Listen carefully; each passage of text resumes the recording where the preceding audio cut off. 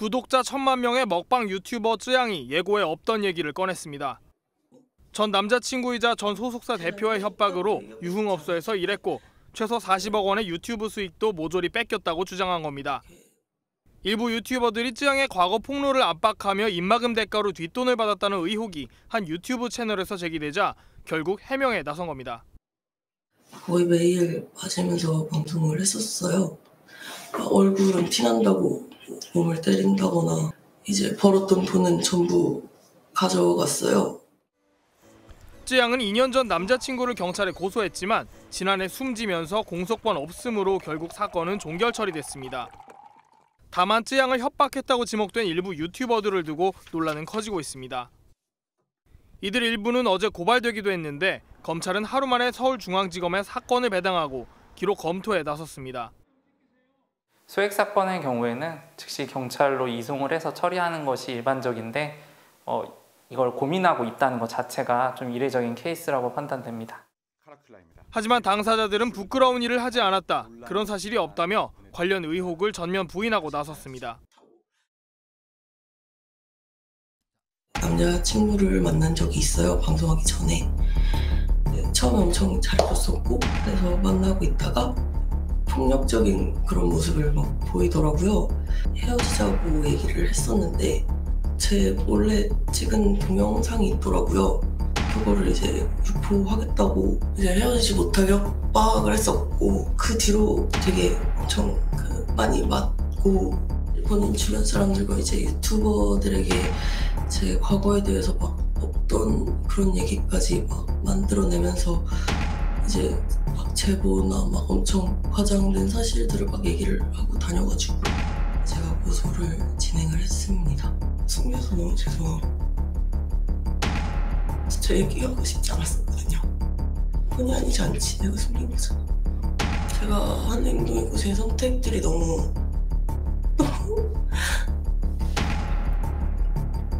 후회스러워서. 자, 이번 이슈의 주제 제목이 나왔는데요. 폭행 그리고 협박을 당한 1000만 유튜버입니다. 유튜버들 참 많고 유튜버 활동 중에 많이들 하고 계시는데 1000만 명 구독자를 갖는 거는 엄청난 거거든요, 사실은. 우리나라 인구가 5천만이 좀 넘는데 1000만입니다. 이른바 이제 먹방 유튜버로 굉장히 유명하신 분인데요. 뭐 지금 시청자 여러분께서는 아시는 분도 있고 모르시는 분도 있을 텐데 좀 굉장히 좀 유명하고 뭐 이렇게 많이 등장하신 분인데 일단 화면 좀 보겠습니다. 1000만 명 이상의 구독자를 보유하고 있어요.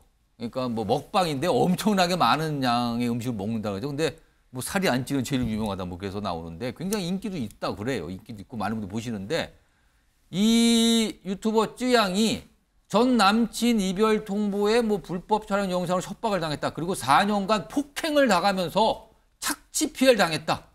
이런 걸 유튜브에 나와서 호소한 거예요. 하나 더 볼까요? 내용이 좀 있습니다.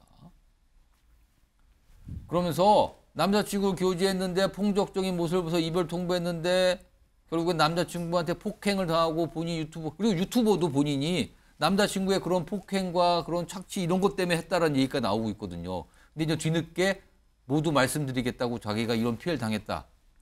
협박, 폭행 당했다는 걸 알린 거예요. 자, 그럼요. 이거 변호인이 있거든요. 이 쯔양 씨의 변호인 들어보겠습니다. 어쨌든 소리를 지르고 어쨌든 조용히 얘기를 하고 어쨌든 협박을 하고 자기 마음대로요. 그냥 감정대로.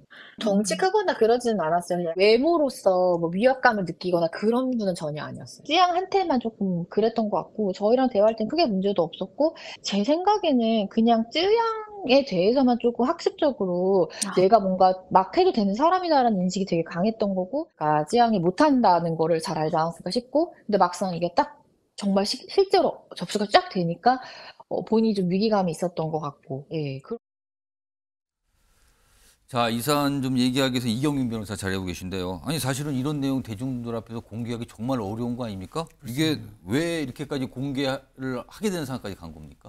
이게 한 유튜브 채널에서 이 부분에 대해서 먼저 언급을 하게 됐는데 그 이제 유튜버 쯔양 씨가 이제 예전에 과거에 이제 유흥업소에서 근무를 했던 이제 그 경험이 있어가지고 그래서 그런 부분들이 지금 어쨌든 다른 이제 뭐 뒤에 나오겠지만 사이버 레카라고 해서 이제 다른 유튜버들한테 이거를 폭로를 하지 않는 조건으로 뭔가 이제 계속해서 이제 이렇게 금품을 갈취할 것처럼 하는 공모를 하는 그런 정황들이 이제 드러나서 이런 부분들을 이제 녹취록을 그때 당시에 지난 10일에 이제 방송을 하게 됐습니다. 방송을 하고 나서 그 11일 새벽에 이 유튜브 찌양 씨가 이제 급하게 이제 방송을 킨 거죠. 켜서 이제 라이브 방송을 진행을 했는데 그러면서 이제 본인이 전에 만났던 남자친구가 있었고 그리고 남자친구가 어쨌든 폭력적인 성향을 보여서 헤어짐을 통보를 했었는데 근데 이제 남자친구가 불법 촬영물을 가지고 이제 또 계속해서 이제 협박을 하면서 계속해서 이제 만나달라고 하는 내용으로 이제 데이트 폭력이 계속해서 이제 지속이 됐었고요.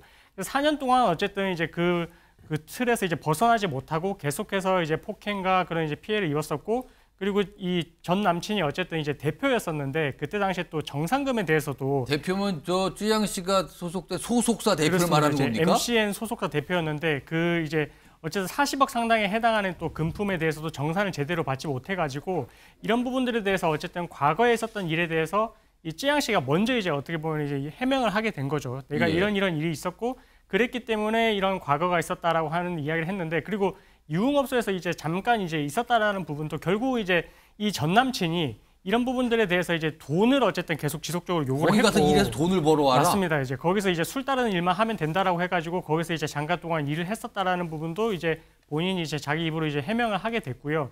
그리고 어쨌든 이렇게 이제 계속적으로 이제 피해가 있어 왔고 그런 부분들에 대해서 고소를 진행을 했었는데 결국은 이제 뭐 1차 고소를 했다가 또 전 남친이 찾아와서 뭐 이런 부분들에 대해서 이제 공개를 하지 않으면 본인도 이제 뭐 이제 처벌을 원하지 않겠다 이런 내용으로 해가지고 이제 고소 취하를 한번 했었습니다. 한번 했었다가 다시 이제 이런 부분들이 전 남친이 이제 다른 타인에게 이제 오픈을 하게 되면서 다시 이제 유튜버 쯔양 씨도 이제 고소를 하게 됐고요. 그리고 절차가 진행되는 과정에서 뭐 전 남친은 뭐 극단적인 선택을 하면서 이 사건이 종결이 됐는데 어쨌든 이 일련의 과정에 대해서 이 쯔양 씨가 이제 본인의 그 채널을 통해서 이렇게 좀 해명 방송을 하게 됐습니다. 그러면 일단 전 남자친구가 있었고요. 그리고 그 남자친구 관련된 거 보지만 최근에 또 어떤 유튜버들이 뭔가 협박을 하는 거 아니냐라는 그런 정황이 나타나는 게 있었고요. 근데 그걸 알게 되니까 과거 얘기 꺼내놓은 게 지금 저렇게 나온 건데 맞습니다. 지금 영상에 나갔는데 그러니까 유튜브 방송을 하는 유튜버잖아요. 근데 보면 방송 중에도 보면 이렇게 보면 이렇게 상처가 나거나 멍이 든 모습이 나는데 그럼 이게 혹시라도 폭행의 흔적이라고 볼 수 있는 겁니까, 그러면? 일단은 뭐 지속적으로 하루에 또 2번 이상 맞았다 이렇게 하고 있어가지고. 아니, 그게 가능합니까, 그게? 네, 그래서 어쨌든 그런 내용들을 진술을 하는 걸 봤을 때 그동안에 이제 유튜브 영상에서는 어쨌든 이제 뭔가 팔에 멍이 있고 파스를 붙인 장면 이런 부분들이 되게 많았었거든요. 예. 그래서 그냥 이제 시청하는 시청자 입장에서는 뭔가 본인이 조금 이제 뭐 그런 걸 잘 못해서 이렇게 뭐 상처가 났나 보다 이런 정도로만 생각을 했었는데 그게 아닐 수 있는 거네요. 그렇죠. 이제 지나고 나서 이제 보니까 이게 지속적으로 이제 폭행을 당했던 그런 또 어떻게 보면 정황이나 증거가 되는 게 아니냐 이렇게 했었고 실제로 이제 그 라이브 방송을 하면서 공개했던 그 사진들을 보면 정말로 좀 피해가 심한 내용으로 그렇게 이제 사진들이 또 공개가 됐거든요. 그런 걸 봤을 때 그 영상을 촬영을 하면서도 그런 이제 폭행의 방어흔이라고 하는데 이런 것들을 그러다가 생긴 그렇죠. 멍이나 이게 아닐까 그런 부분들이지 않을까 이렇게 좀 추측을 근데 하고 아까 있습니다. 이 전 남자친구가 사망했다고 그러셨잖아요. 그럼 이건 어떻게 되는 겁니까, 이 사안은? 그럼? 네, 이렇게 이제 조사를 받다가 피의자가 이렇게 뭐 사망을 하게 되는 케이스가 나오게 되면 이러면 이제 공소권 없음이라고 해서 검찰 단계에서 사건을 종결을 하게 되거든요. 그래서 이 사건 같은 경우에도 결국 이제 경찰이 수사를 하고 있었는데 이제 그런 결과까지 갔기 때문에 불송치 결정을 했고 그래서 검찰에서는 이제 공소권 없음으로 종결을 하게 됐습니다. 그리고 이게 이제 시작이 된 게 이제 과거에 그 전 남자친구의 관계가 쭉 있다가 뭐 약간 단절이 뭐 사망하면서 이제 단절이 된 거란 말이에요. 근데 그 이후에 어떤 유튜버들이 뭐 이걸 빌미로 약간 뭔가 협박을 하려는 정황이 나타났다 그러는데 이건 어떻게 된 겁니까? 지금 어떻게 되고 있는 겁니까? 그 부분은. 그러니까 또 요거는 또 다른 갈래인데 또 그러면은. 맞습니다. 이거는 이제 그 소위 말하는 레카 채널, 사이버 레카라고 해가지고 이제 이게 보통 이제 이런 뭐 쯔양 씨 같이 이제 1000만 유튜버 이렇게 조금 공인의 지위에 있는 사람들 같은 경우에는 뭔가 이제 약점이 잡히게 되면 이런 약점들을 이제 이용을 해서 이제 방송에서 이제 내보내거든요. 유튜브 방송 쪽에서 누구 얘기를 하는 겁니까? 그렇습니다. 이제 그런 채널, 그런 것만 전문적으로 이제 방송하는 채널을 이제 사이버 레카라고 하는데 여기서 말하는 레카는 우리가 교통사고가 났을 때 가장 먼저 어떻게 보면 우리가 알고 있는 그 레카를 그렇죠. 말하는 겁니까? 출동을 해가지고 이제 하는 그 차량을 말을 하게 되는데 어쨌든 이 사이버상에서 이런 내용들이 이제 발생을 했을 때 그런 내용들만 주로 다루는 이제 채널을 이제 사이버 레카라고 하고요. 그래서 그 유튜버들이 이렇게 찌양 씨의 과거를 알게 된 것을 빌미로 해가지고 이런 내용들을 이제 오픈을 안 할 테니까 이런 내용들에 대한 대가성으로 이제 뭔가 이제 우리가 금전적으로 한번 이제 이익을 취득을 해보자 이렇게 해가지고 실제 그렇게 이제 공모를 하는 듯한 이런 대화 내용, 녹취록이 이렇게 이제 아까 말씀드린 처음에 이제 언급을 했던 그 채널에서 이제 녹취록이 공개가 됐고. 근데 그 지목된 유튜버들은 협박서를 부인하고 있다면서요? 그렇습니다. 이제 이 부분에 대해서 이제 전부 다 뭐 입을 모아서 자신은 뭐 이렇게 뭐 부정한 행동을 한 적이 없다, 뭐 부정한 금품을 수수한 적이 없다 이렇게 이제 계속해서 입장을 나타내고 있어가지고 일단은 지금 검찰에서 지금 사건이 배당이 돼가지고 이제 진행이 될 것 같으니까 이 부분에 대해서 모의가 있었는지 여부는 수사를 통해서 이제 좀 밝혀져야 될 부분인 것 같습니다. 아, 이게 좀 복잡한 사안인데요. 이거 지금 시간이 한 3, 4초도 안 됐는데 누가 최영주 편집위원 이거 사실은 사이버 레카 이런 거는 그동안 그전에도 많이 있었잖아요. 근데 정치권에서도 뭐 움직임이 좀 있나 보죠. 이건 어떻게 해야 됩니까, 앞으로 이거? 지금 범죄가 이런 새로운 신종 매체가 나오면서 신종 매체가 나오는 곳에는 결국에는 돈이 생기니까 거기에는 범죄꾼들이 들어올 수밖에 없습니다. 이 1000만 유튜브 정도 되면 자기가 평판으로 먹고 살고 그리고 평판으로 인해서 비즈니스 모델을 창출하는 것인데 그런데 자신의 평판에 대해서 훼손하는 세력이 있다면 그 사람들한테 대해서는 계속 끌려가는 것이죠. 그렇기 때문에 지금 저분들이 쯔양이라는 분한테 금전을 취하였는지는 지금 밝혀지지 않았지만 약간 본인들 부인을 하고 있고 여기 또 주장이 나오는 거고 이렇단 말이에요. 만약 지금. 금전을 취하였다면 저런 신종 공갈범들이 생겨난다는 거거든요. 이 저런 비즈니스 모델을 창출하는 사람들에 대한 평판 훼손을 빌미로 해서 협박하고 공갈해서 금전을 취하고 상대에 대해서 계속 압박을 가하는 이런 범죄가 계속 생길 것이기 때문에 어쨌든 이 부분에 대해서 수사가 있어야 하고 그다음에 방심위에서도 유튜브에 대해서 좀 여러 가지 제재가 좀 있어야 될 거라고 생각합니다.